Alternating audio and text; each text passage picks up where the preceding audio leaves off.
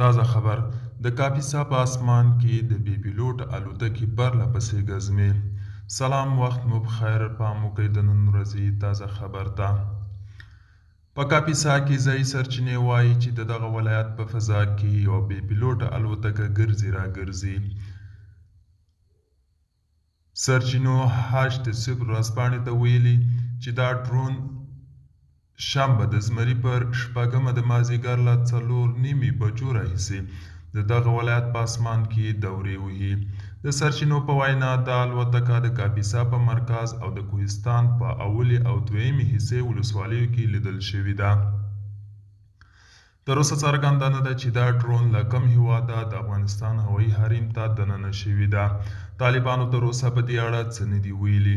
د چنګاښ پر 21 هم په کاپیسا کې ځایي سرچینو خبر ورکړی و چې په دغه ولایت په فضا کې یوې بې پیلوټه الوتکې ګزمې کړي دي. په وروستیو ورځو کې په نیمروز، کندهار، پکتیکا، پنجشیر، هرات او بدخشان کې هم بې پیلوټه الوتکې لیدل شوي دي. دوستانو، دا و د نن ورځې چمتو کلی خبر. تر بیا هم په الله سپارم. ښې چارې